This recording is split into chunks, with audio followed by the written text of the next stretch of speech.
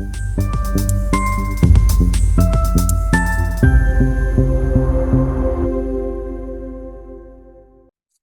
hello and welcome to the Creating Connections podcast, where I bring voices and perspectives from people who are making a difference for children's learning and development. I'm Rachel Stewart, and I'm passionate about connecting with people to share experiences and learn from each other how we can best support children to thrive. In this series of the podcast, we are exploring successful leaders in education, so you can learn from a diverse range of people what makes a successful leader and how you can take their learnings and apply them to your leadership. Today, I'm introducing you to Cleo Westhorpe, who is an entrepreneur and co-founder of Pivot, an Australian-based company offering a range of best practice data, reporting, and professional learning solutions that harness the power of student voice.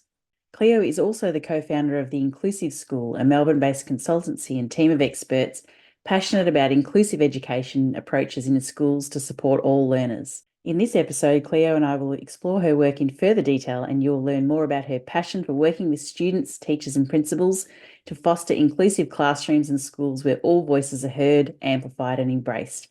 So I'd like you to welcome Cleo Westhorpe to the podcast today.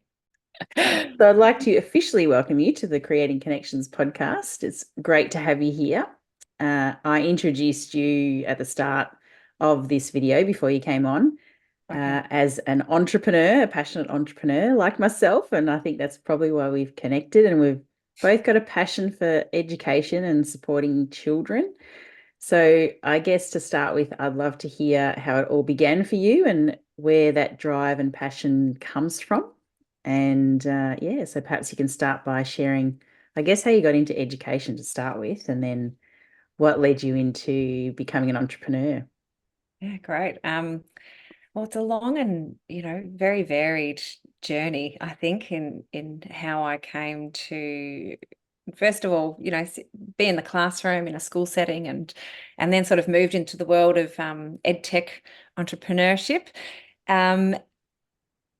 Going right back, look, there were quite a few educators in my family, including my mum, who is a terrific English literature teacher and still is working with students to this day. She just loves what she does. And I think her joy of being in a school and being a really integral part of the school community was something that was modelled very closely to me when I was growing up. So I went to a local primary school, but then when I was in high school, went to the school in which my mum taught. And I think probably there are many other educators out there who have probably had a similar experience of being at school with mum or with dad. And the way in which I just guess, threw herself into the work and was so enthusiastic and did so much for the school community beyond just being in the classroom, being a great teacher. She was, a house mistress and organised speakers every Friday from all walks of life and went on school camps and trips, all the while having, 3 young girls in her household and a very busy husband as well. It was a really, I guess that was the way she sort of modelled the world of school. And initially, when I left high school, I pursued a degree in arts and commerce, and education was certainly not on the radar for me. And I came to it a little bit later, I think, when my now husband decided he was going to apply to go back and do his dip ed after finishing his arts degree. And suddenly, like a light bulb went off, and I was having this really kind of not a very enjoyable experience working in a sales role, which I think lasted about 6 months. And I just thought, oh, actually, that sounds pretty good. So completely riding on my husband's coattails, I thought, well, I'll put my application in as well. And we ended up completing our dip ed together the next year. And that's nice. A nice thing I to know, do together. yeah.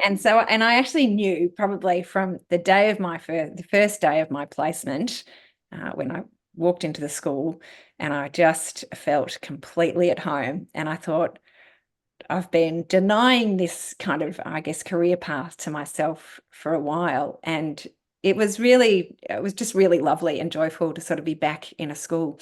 And it just felt like home. It felt natural. It felt easy. And I just thoroughly enjoyed every bit of it. And so that really, confirmed to me that that was where I needed to be and what I wanted to do. And so completed that role, and then actually didn't go directly into teaching despite really having found my passion, but I wanted to do a little bit more travel first. And so ended up applying for a youth ambassador for development position through DFAT, which then took me off to Vanuatu. And there's a link to this later on, which I'll get into my entrepreneurial story, and ended up taking up a position there at the Vanuatu cultural centre, so working at the museum in exhibitions, but also helping to run what they called a culture school. And so there were some really terrific Nevan who, I guess, instilled a love of traditional arts, culture, practices in young people. So it was like a free school. Students could come along and learn more about the intangible cultural heritage. And I had a specific project that I worked on called sand drawing, which is listed with UNESCO, and I did another further project with them after that. But then came back to Australia with my husband and managed to walk into an amazing job, just, timely. There was a geography teacher role going at a terrific school, and I was successful in getting that role, and straight into school. Came back from this amazing experience living on a tropical island with an amazing coral reef just at our doorstep that you could jump into and go snorkeling every day, and then walked into this role in an inner city school teaching geography. So it was amazing transition, a great few years, and I guess that was my introduction to the world of education. Sounds amazing living on an island. And yeah, it's interesting how you talked about your mum modeling and how important that is actually to model for kids, how important it is to actually get involved in community and really working on different projects. And I can see the parallels in your life now where you're constantly looking for new projects to work on and really excited. It excites you, and how much of an influence she was in your, I guess, in your career pathway with eventually getting into education.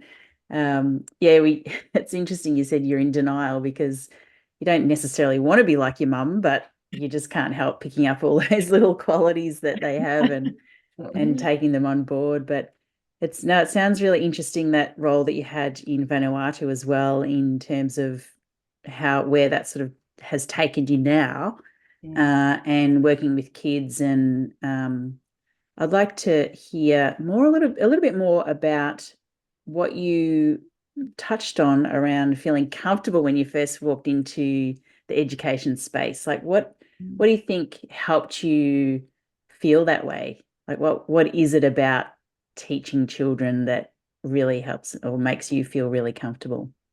I think it's probably that idea of, you know, as trite as it might sound, but being a lifelong learner. So I am always willing to learn something new, whether it's, knowledge or skills or about myself or about others.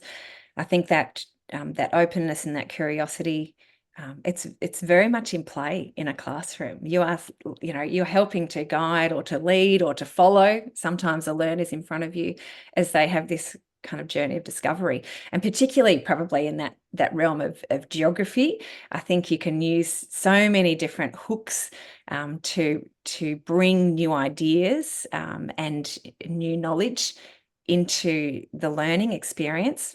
So yeah, I just found it was interesting because you have this opportunity to explore, but then you also maybe have the constraints of what you have to do, right? There's always like, we need to do the task, we need to assess the learning, we need to make sure we're keeping these kids on track and that we're following, Australian curriculum and all of those things. So it's kind of about really finding the magic in the middle where you can, light up the eyes of the learner and you can have them feeling really excited that they're exploring something new, and, the pennies dropping and the new ideas emerging. So I really love that space, and sometimes it's about finding the pathway through that too. You've got to be a little bit strategic, we've got to learn about landforms, we've got to learn about erosion, and I can almost hear some, listeners just like their eyes are starting to glaze over, right? They're like, Yes, I'm getting that triggered. happened. Absolutely, in a classroom. So, trying to be really innovative, I guess, about how you can get your learners soaking it up.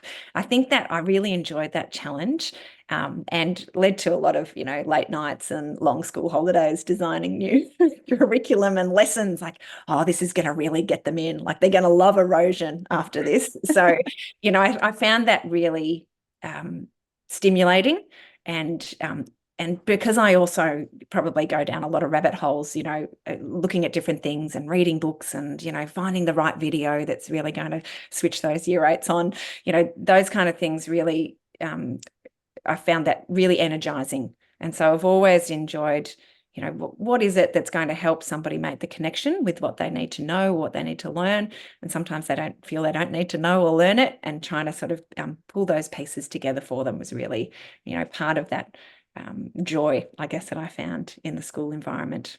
Yeah, and that energy vibration is really important, isn't it, with kids, especially to really engage them. What is it about you, I guess, that gives you that sort of spark and energy that you can then share with other people? Is there anything that you do personally in your own personal development or in your own life that actually causes all that enthusiasm inside you, or is it just comes naturally, or is there something that you would do as I guess as a person who's active, or meditation, or any sort of personal development stuff that you do to continue to be that way? Yeah, look, it becomes harder as you get older with more responsibilities heaped on your Yes. plate.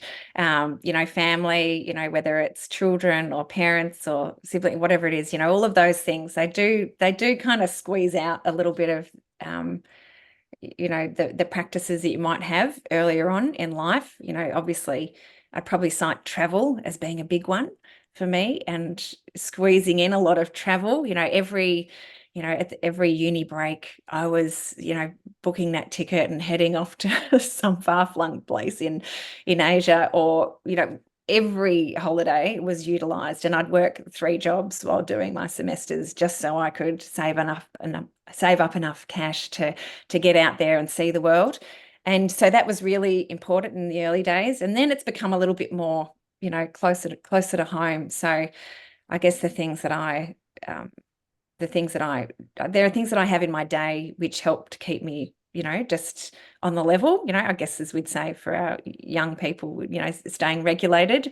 It's a walk every morning, and it's Yeah. very brief, right? It's a bit of yoga every morning, making sure there's a bit of time to connecting with family, and probably weaving those activities in with others is probably how you can find the time and space for those things which give you joy. But it's harder to find that now. But we're actually planning a bit of a big holiday, a family holiday coming up in a month or so.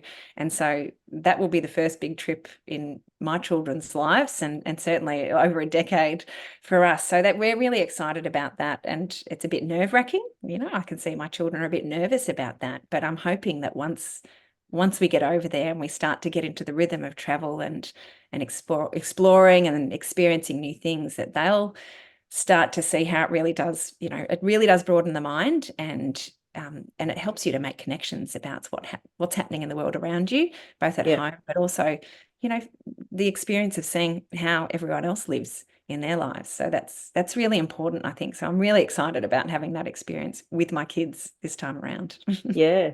No wonder you love teaching geography Yeah. with all the traveling that you do. I don't So worry. how, Yeah, Pompeii and Vesuvius are on the list. oh, Absolutely. nice. And how amazing, yeah, I mean, to have that opportunity. Why do you think it's important for teachers to be able to do those things for themselves? I guess that the demands of the teaching job now are so great that, yeah, that personal development and really focusing on having those experiences that you can then bring into the classroom may be limited. How important is it, though, that teachers do focus on that sort of thing to be able to, I guess, bring that experience and that vibrance into the classroom and into those learning experiences that they can create for students? Mm. Yeah, it's such a it's you have to find the things that work for you, which are going to give you that empathy boost. I think that's what it's all about. And we can and I would be the first to admit, became very stuck in a rut, particularly over those COVID years. There wasn't much outward looking. There was just that getting through the day to day was enough to manage. And I think it's about finding, what's going to fill your cup and give you that energy to share it with others. Teaching it's such a giving profession. When you are in a school, you are giving all day long, and you can run out of that finite resource fairly quickly if you're not topping it up. And so finding the little things, if it's reading a book before bed, and that's enough to sort of give you experience of other, different stories to connect with, a little bit of peace and quiet, quietening the monkey mind, all of those things. It doesn't have to be, going on a huge family adventure. It can be much smaller than that. And I think just finding those little incremental pieces, which are going to help to allow you to, connect with young people who have got different backgrounds, who come with different skills, who come with neurodiversity, all of those things. I think you're making sure that we don't close off our lives and that we remain open is really important to make sure that you can continue to give in the classroom in a really meaningful way. Yeah.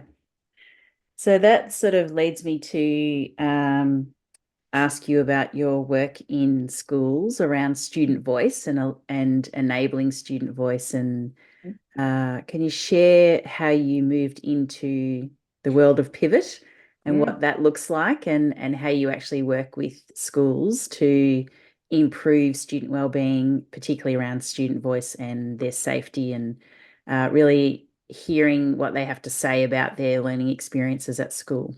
Mm. So Pivot, I co-founded Pivot in 2014, and this is the throwback to the Vanuatu comment. So actually my colleague, Belinda Harry's my co-founder, who I met whilst in Vanuatu in Port Vila. She was there on another policy project, and we connected, became friends, and continued that friendship when we both moved back to Melbourne. And she introduced a third person into the mix, Caitlin McLeod, who has a real background, a really terrific background also in government and policy like Belinda, but also governance and risk, and finance. So we had this really interesting mix, and the three of us sort of connected around this idea of what could we do to support the teacher world, and teachers in terms of developing and building their capacity to understand what was happening in their classrooms. And so we hit on this idea of student voice, the idea of understanding, it's really like the customer experience. So how are students experiencing the teaching? What is the impact on their learning? So, and something to clear up, but often people think that student voice surveys might be like some kind of rate my teacher, teacher bashing kind of experience. That is not the case. We are actually really, really targeted to understanding the student experience of the teaching and how it is impacting their learning and progress in the classroom. So that was really key to us, and making sure that whatever we were going to sort of build in this space was going to be really targeted at that piece, so that the teacher could have really timely feedback on how the students were tracking, what needed to change, what needed to shift, was it hitting the mark for the students' learning, and what they could do over time to make sure that they improved in that realm.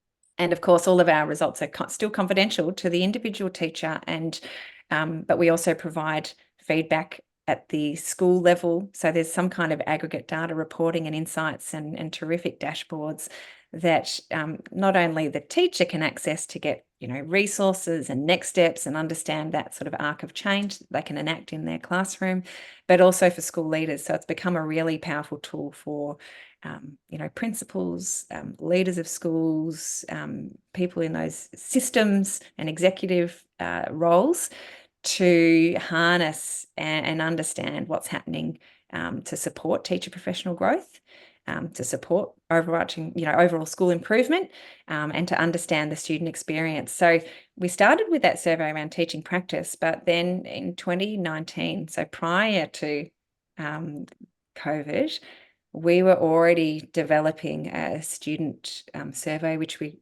had initially called like a readiness to learn survey. And when COVID hit and, the world went haywire, we ended up refocusing that to really hone in on student wellbeing and specifically looking at 3 domains, so 3 factors: resilience, safety, and belonging. So the questions in our wellbeing survey are really tied very closely to that. And obviously that's then connected and aligned to global research, as well as, Australian Student Wellbeing Framework, PISA, ERACI, the work of all those really great organisations that have helped us to understand, what do we need to know about if we're really truly going to understand student wellbeing. And surveys are one way we can get that feedback, and should never be the only way we are gathering feedback or evidence around student wellbeing in our schools. So Pivot is a great it's a great core and foundational piece in a school's wellbeing strategy, but there's a whole range of other things that you need to make sure that you are tracking and supporting student wellbeing as well. So that was sort of the genesis of how we have moved from not only understanding teaching and learning, but also added that other layer of wellbeing. Yeah, that's amazing. And I guess COVID certainly forced us to think a little bit differently about many things. With the student survey and the research that you've done and the data that you've collected so far, what are some of the common themes that you have discovered through this work, and how important is that for schools to really have that as part of their wellbeing suite of programs? And I guess there's so many competing organisations out there trying to support schools with student wellbeing. What are some of the common themes that you're seeing come out of the research and the data? Yeah, oh, look, we have published a number of pieces, which I'm sure you can pop in the show notes, Rachel. I won't bore people with the stats, but, very generally speaking, it's really interesting to reflect on what we've seen transpire over, our survey has now been running for 3 years. And if we add on, probably another year in terms of piloting that and doing the research to make sure that we had the right questions. One of the key things that always really sticks out for me is the fact that what our students are telling us is they don't always feel like that they have an adult they can trust or speak to at their school. And I think that is something that we all really need to work on and to tune into. Now, there might be a range of reasons why that's the case. And so, as with any good question or good survey, it probably necessitates the asking of another 5 questions. It's like the onion, right? You've got to start peeling back the layers. So this is what our students are telling us. They say that they don't feel that they've gotten an adult that they trust at the school, that they can go to for help. Why? Tell us more about this. I think there's a real opportunity and this really goes for ties into our pivot approach, is these insights need to be the start of a conversation, reflection, a plan that should emerge out of this, and some kind of intervention or action. So we do partner on all of those stages with our resources and guides that support schools. But it is really important for the teacher or for those adults and educators in the school, if that's a result that is highlighted in your surveys, and when we gather this feedback from students, we need to open up this conversation and understand the student experience of that. So where do they go to for help? Where would they like to go to for help? What kind of help would they like if they connect in with an adult? Can we provide them with sort of asynchronous pieces as well. What can they do if they can't speak to an adult immediately? What other help-seeking pathways have we got set up for our young people in our school? And I think, as you can see, the conversation quickly goes from, well, we've got this little bit of information, but as in any school setting, you've got to consider, your contextual factors, the school demography. You've got to consider your resourcing. So who are your people in the school that you might have available to young people if they need to ask for help? You need to think about those help-seeking pathways, both what might happen if they are not on school grounds? How else can they reach out for help? How can they build up, I guess, a suite of strategies that they can start to build on themselves as they move through school from primary school to high school. So that's one of the really interesting bits of data that keeps popping up in our surveys for schools. Another question which we find we see a little subsection of students highlight is that sometimes they don't look forward to going to school. And I think that's another really big, meaty question that schools can maybe sit with and marinate in and think about. It's a real question of belonging. I think probably if we look over time, we might have found that the data might have shifted through COVID. And so what we see in a post-COVID world are students who are maybe accessing school in different ways and are maybe not comfortable to access school in the traditional model that we have had for such a long time. So I think that's another really interesting piece. We've had parliamentary inquiries into this about school attendance, what that means for young people who are feeling so disengaged with the school setting, their teachers, the peers, the learning, that they no longer want to access school in that way, and how we can get them to feel reconnected again. So I think, they're probably two questions that we often are discussing with school leaders and wellbeing leaders, as this is a problem of practice and something we need to work on more closely with some really distinct and explicit interventions, but also understanding, what are we going to see if this shifts? So what kind of changes are we going to see in our school community if we can, move the needle on this particular area? Yeah, such important work. And I guess it probably opens up a whole can of worms in some ways by highlighting the different things that are perhaps needing to change in schools. And I guess touching on the students not feeling comfortable talking with anyone at the school and seeking help. It's a major concern now with the invention of new AI tools that offer those sorts of things to young people, which is a major concern because we don't know where that information's coming from or if they're going to access AI help. That we don't want to get them to go down that path. We want to be able to provide them with the necessary support in schools and in the home with families, so that they do know that they can come and speak with an adult or a trusted person. And I wonder where that actually comes from, and whether your research does uncover those. Well, where does it actually stem from, and how you go about doing that with students, and whether there's a process that you have in place to actually inform schools of the different pathways they can take when the data does actually highlight those challenges. Yeah, absolutely. And, I feel there's an interesting sort of, crossover with that idea of something being, tangible and intangible. So we've got the world of, learning, which can be, you can sort of measure things, you can track things. We've got standardized assessments, it's a little bit easier to get a grasp of how things are moving, either in a positive or a negative direction.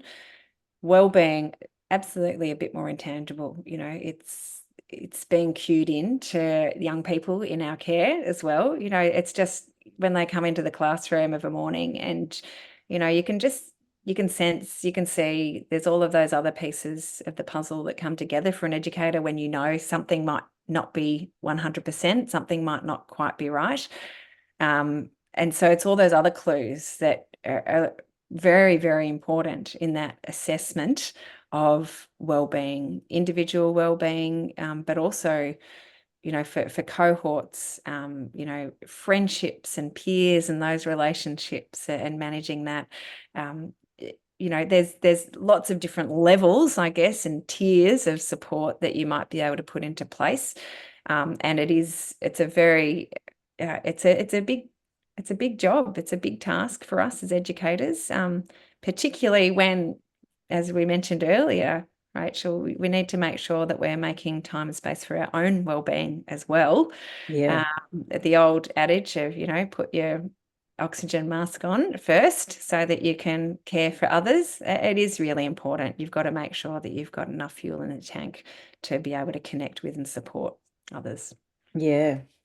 And how challenging is it for educators to integrate those aspects of well-being in the classroom in their daily practice, where they are checking in with students when they're pushed for time, or if there is a child or a student who is having some challenges that day and perhaps having a meltdown, or taking up most of the teacher's time? How challenging is it for those teachers to be able to really integrate a program or a strategy or ways that they can be focused on the students and their well-being and how they're actually feeling that day? Yeah, look, it's a great question. Like, so many, lots of different ways and lots of different examples of how educators might do that. I think it's really important to note that it's so targeted to and contextualized to the students that you have in front of you, and you have to find something that works for you as an individual too, because we all have different ways of delivering learning, supporting well-being, and so finding something that works for you is really critical, because that's going to be something that can be sustained over the long term. I find if you take a little bit of a strategic approach with this, it can help to maybe reduce a bit of your own cognitive load. And I like to sort of present it in the way of, what is it that we can provide at, the universal level? What can you do for all students that might help to support well-being in the long term? And that could be something as simple as, just seeding little plants, and starting to grow that idea of well-being vocabulary and a well-being literacy. So informally bringing in conversations around specific aspects of well-being that might be of concern at the school level or at the cohort level, and just keeping, I guess, reiterating those conversations over time. It's almost like you can use that idea of, spaced retrieval practice. So, making sure that you continually revisit a particular concept to embed it more deeply in our long-term memory. So that's something that you could do at the universal level, right? You might also be able to be a little bit strategic in getting feedback about certain things where it can be scaled at the whole classroom level. So, little exit tickets, little thumbs up, thumbs down, sort of simple ways that you might be able to get a good grasp of the whole class and how they're tracking. But then there are going to be, I guess, that tier 3, that individual, that one-on-one kind of support that you might need to engage in as well. So, you might plan for, to have those sort of mini student consultations or check-ins, or you might set yourself the task of, every lesson this week, I'm going to have a 30-second chat with 2 students. So ways that you can perhaps build relationships, build respectful relationships between yourself and the student, so that if push comes to shove, you've got, I guess, the groundwork laid to maybe connect, to maybe be that adult that they can trust, that they feel that has taken an interest in them, that knows that they, play basketball or, have taken up the euphonium or whatever it might be. So just something where you can begin to build, I guess, that connection with young people. And that's that sort of, so you can, I guess, maybe getting ready if you need to for that one-on-one intervention. But if you've got students who do need something more targeted, then it's probably a little bit more of a case management approach in your school, and making sure that you're working with others, and collaborating is also really important, particularly around student wellbeing, because that load shouldn't be carried by just one person either in the school. Yeah, it's such important and valuable information for teachers to be able to have that feedback from the students so that it can enhance their relationship and so they do understand where they're coming from. I remember when I was teaching at TAFE, Victoria University, I had meetings with the students one-on-one just to get to know them and understand their background because as a teacher, setting assignments and tasks, I had needed to know what their workload was. They were working part-time jobs and trying to make ends meet, and they had other subjects that they had assignments for. So I was really conscious of not overloading them with too much information and projects that I was providing for them because yeah, unless you actually know what their background is and where they're what they're actually dealing with, you can't really necessarily connect with them in that way. So that is such valuable information. And I guess we're seeing now too that there's a big focus on diversity in education, and especially now we have so many children who are and young people who are neurodiverse learners as well, and the importance of being inclusive. And of course, you have another business that you've co-founded called the Inclusive School. So perhaps you could share a little bit more about that work as well, because you don't do things by halves. You do do so many different things and really trying to make a difference for so many people, which is so admirable. But yeah, if you can share how that came about as well. Yeah, yes. And obviously this idea of inclusive education is very dear to my heart. And as I sort of moved through school and in terms of my career and different roles, I I did really kind of, I guess, gravitate towards understanding the whole picture for young people. So I think, in my first year of teaching, I ended up taking on the role of a year level coordinator, and worked in that space for a few years. And then when I came back from maternity leave, there was a role going in that learning support space. And so I wasn't quite sure what it all entailed, but jumped in and absolutely loved it, and found again like it was another home within a home of the school. And Your next phase. yeah, and perhaps because it had that blend of well-being and learning in the same space, and really trying to understand, those really, we all come with a very diverse profile, and, trying to understand what helped to make a student tick was, I guess, part of that, investigative kind of curious approach that I take to working with young people. And so the inclusive school, my wonderful co-founder, Jade Hand, we had connected up at a conference in Darwin, and that would have been in 2017. And we'd both done a presentation. I think we'd both kind of eyeballed each other. And I went up to her at the end and I was like, oh, I loved your presentation. And so we hit it off and started this great friendship. And we had kind of been like throwing around this idea of, oh, maybe we should do something more formal. Maybe we'll make this into a little something. So we sort of started watering this idea over a number of years, and then, yes, don't do things by half.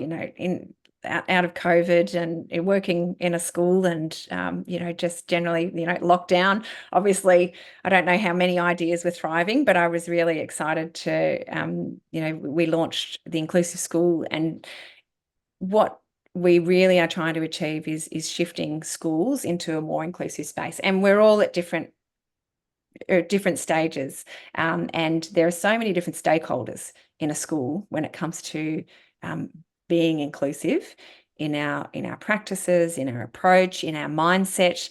And so we wanted to sort of, I guess, help support schools on that journey. And the model for us there is the head, heart, hands model. And that was initially some work of Martin Rouse, but also Umesh Sharma, who's a professor at Monash University. And the idea there is that, we need the heart, we need the ethical approach, we need the attitudinal approach, and beliefs that, inclusive education is what we need to be doing. And it's really important for all learners to have access to their learning. And this is a way to achieve it. Then we have the head. So you need the knowledge. You need to have access to the research and understanding what practices will work to help learners access their learning. And then you also have the hands. So that's really about the doing. What do you need to be able to do? So that's sort of the execution of it in our classroom spaces, in our schools, in our student support group meetings, in our conversations with young people. How can we make sure that we are really supporting them to make sure that all learners have access to the learning we should be providing in our schools? So that is a really exciting piece of work, and we are working with a lot of schools now, engaging in that work, and it's really long-term work, which is really terrific, because I think that's probably, that one of the real benefits is, walking alongside schools as they travel this path. And so that's, it's really, again, really energizing and great to sort of connect with so many incredible people out there doing great work in our schools. Yeah. And I guess it's really timely too, because there's so many different challenges for schools in that space, really, isn't there? And trying to navigate the right way to, I guess, implement new programs into the school, and really thinking about how to be inclusive at every step. And I guess inclusivity also includes families in the journey of their children's learning.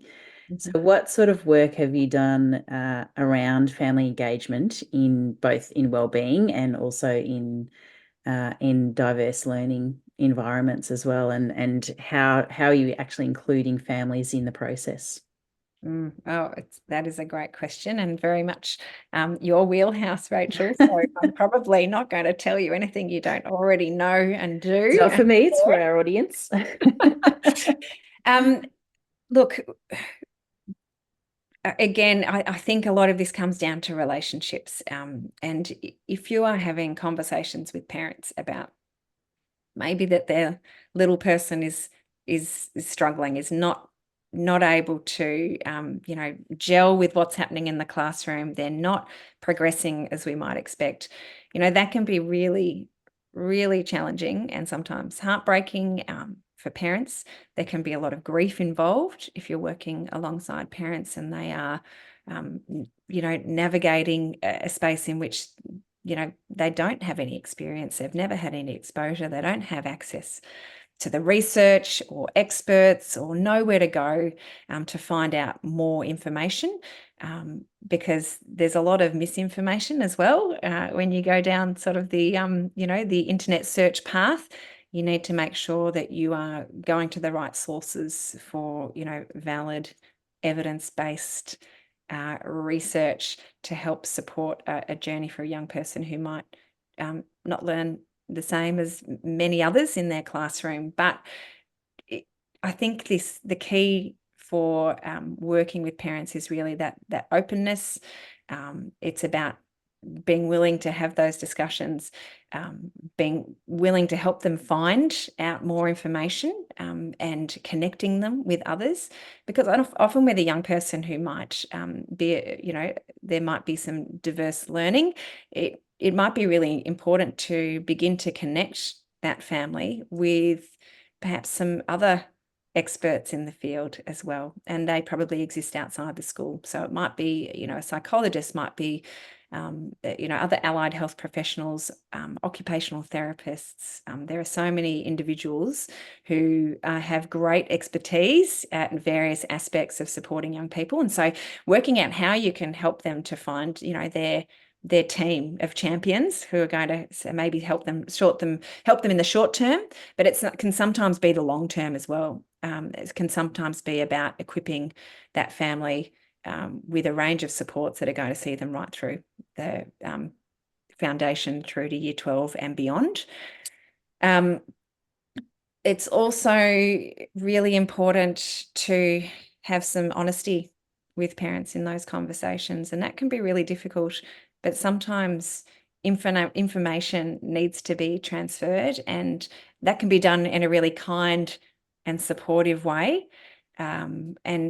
But sometimes that message might also need to be reiterated multiple times. Um, we all sometimes hear what we want to hear in conversations, and we might miss certain bits that maybe we don't want to listen to just yet. Might not be open to it.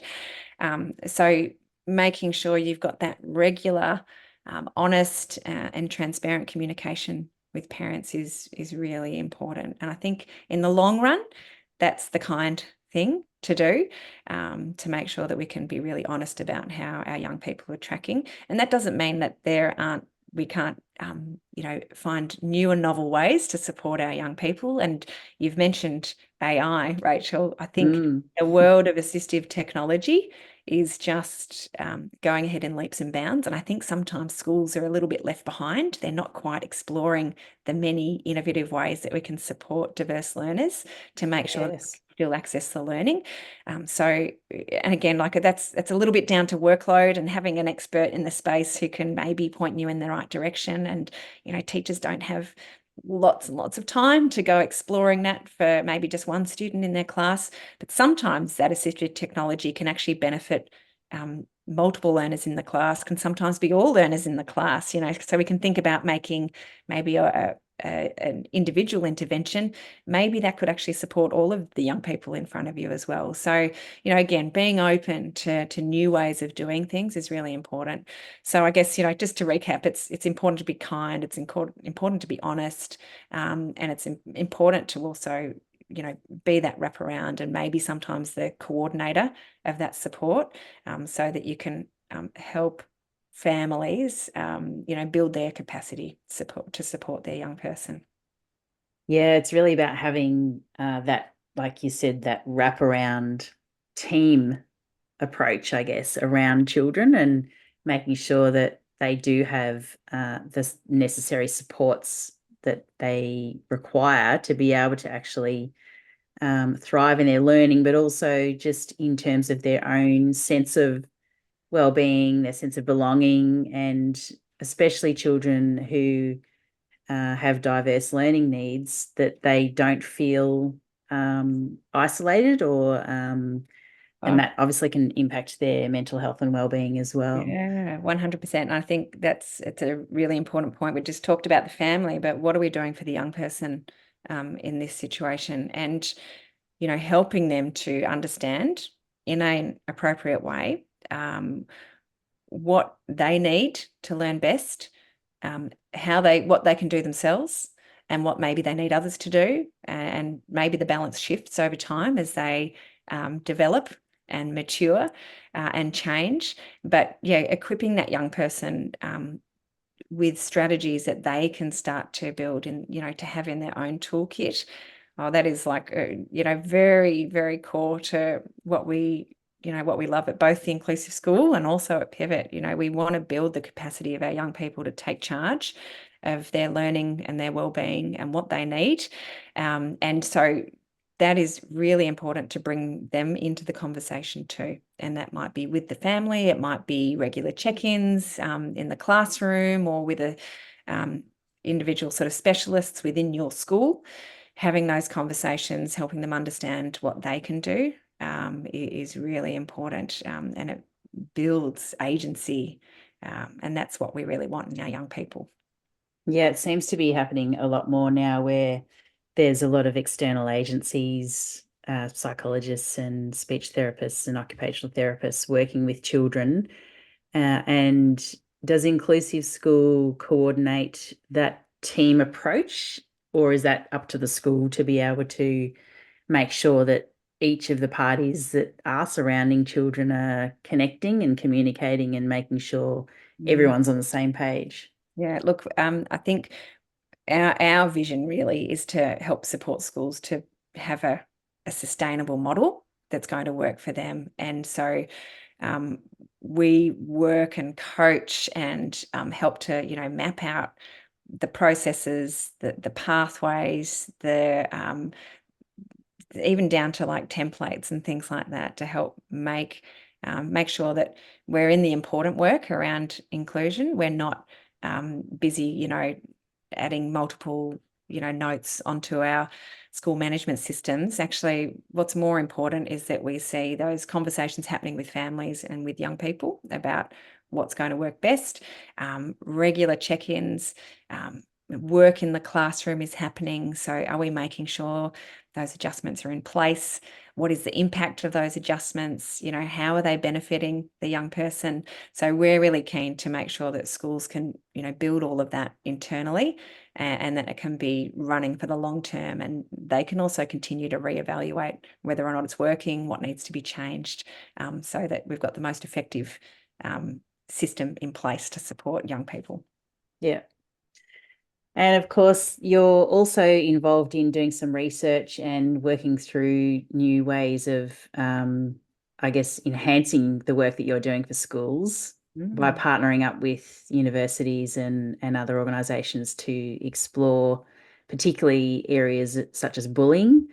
And I guess we talked about AI before. There's obviously benefits to AI and inclusive learning, but there's also the challenges of new technology that children are navigating every day that seem to be causing quite a few challenges in terms of their ability to focus. And I guess one of the major concerns for parents, particularly, and for schools is their ability to discern information online and the types of things that they're seeing, and the bullying that is happening online as well. So do you want to just touch on some of the partnerships that you've created to be able to explore those areas further and enhance the work that you're doing with schools? Yeah, look, there's a million things I think we'd love to be exploring and supporting schools with, and schools do that on a daily basis. So I'll just give maybe 3 quick examples. So in terms of that work with Pivot, yes, we're doing some work with a fantastic organisation, Cyber Safety Project, and specifically looking at those practices of how what impact is the explicit teaching of cyber safety practices having on student experiences, student knowledge, student skills and behaviours. So that's something we're currently involved with this year. Really exciting work. We have also done some work in that space of pedagogical content knowledge and practices with some really great maths organisations, the Australian Association of Maths Teachers, Mathematics Association Victoria, and looked at what makes a great maths teacher, the types of practices we want them to bring into their classroom and what they need support with to continue to grow in that space in creating really strong relationships to support learning. And, we've got a really incredible partnership that has been going. We've been involved for 7 years, but it's been going a couple of years longer than that, which is the Northern Territory Learning Commission, NTLC, with some amazing partners, Summer Howarth from Eventful Learning, John Cleary from the department, an ex-principal himself, from Catherine, and also terrific partners like Susanna Schofel and Evidence for Learning, ACER, Google for Education, a really collaborative approach where students are leading the school improvement journey. So they are using the data insights from our dashboards and from the department and their PAT data and their NAPLAN data, and they're actually coming up with a big research question and then seeking to introduce initiatives to affect change in their school. So some really amazing work, and that's across, I think, nearly 50 schools in the territory. So some really exciting projects which anyone's welcome to reach out for a further chat about. Yeah, that sounds amazing. It's sort of like a superpowered SRC project. Model. Yeah. At scale. And even the fact that they get access to the data to have a look at the data and analyze it as part of their learning, like such an amazing learning opportunity for students as well. Absolutely. And I tell you what, they're asking some curly questions, some really good questions. The future is in safe hands. Yeah, because they're not afraid to ask questions that Yeah, some adults might be a little bit hesitant to ask. Hard absolutely. questions. Yeah. Well, it's been really interesting to learn a lot more about the work that you're doing, and it's just such an interesting space to be in, and I think very unique as well. And just to be able to give students a voice and to know that they are being heard, and then finding solutions to the challenges that they are raising is, yeah, such important work. So I just want to thank you for doing that work, because, yeah, we need more people like you to really highlight the needs of children, because sometimes they do often get forgotten about in the day-to-day busyness of our lives, and policymakers and systems that are creating all these programs for kids where children's voice perhaps isn't included in the conversation. So it's really important work that you're doing. So is there anything else that you'd like to add before we finish up the interview today? Yeah, look, I think I'll extend on your comment there that yes, students have got some really interesting things to say about their learning and their well-being, their experience of school. Um, and it's really important that we listen, and that we hear them. But let's also make sure that we do something about it. And perhaps that's also to be thought of in the context of if we make change with our students, with our young people, that's going to be much more powerful than us making changes to the students or to the student experience. If we can involve them and partner with them, we're going to have a greater impact. Yeah, definitely. Well, it's been fantastic to hear your story. And how can people get in touch with you if they want to learn more about Pivot or the Inclusive School? Yeah. Head to our websites, I think probably is easiest, www.pivotpl.com. Or if you'd like to learn more about the Inclusive School and the work that we do, you'll find it at theinclusiveschool.com. And we are probably most active on LinkedIn. If you'd like to follow us and start a conversation, we'd love to chat. Yeah, and I'll pop some links below this video so that anyone can access those links directly to your website. So that'll make it easier to get in touch with you. Thank you. And yeah, just keep up the great work, and I look forward to collaborating with you in the future. Yeah, thank you, Rachel. Great to Okay, chat. you too. See ya. Well, what another inspiring interview in our Leadership in Education series of our Creating Connections podcast. If you enjoyed this interview and would like to learn more from other leaders in education, please click on the subscribe button to receive further podcasts on your feed. If you'd like to be a guest on our podcast, click on the link below to book a meeting with me to learn more about you and your leadership in education. Or if you're listening to this podcast, send an email to rachel@practicallylearning.com.au to express your interest in being on the podcast. If you are a school leader or teacher with aspirations for leadership, but you're challenged with self-doubt, overwhelm, and whether you have what it takes to take that next step, our Connect with Your Mind Mastery Coaching Program can support you to work on your own self-mastery to become the leader you aspire to be. For further information about our coaching and professional learning programs, please visit our website at practicallylearning.com.au or click on one of the links below and visit our podcast for our future series of interviews to support you as the adults who are guiding children on their learning journey.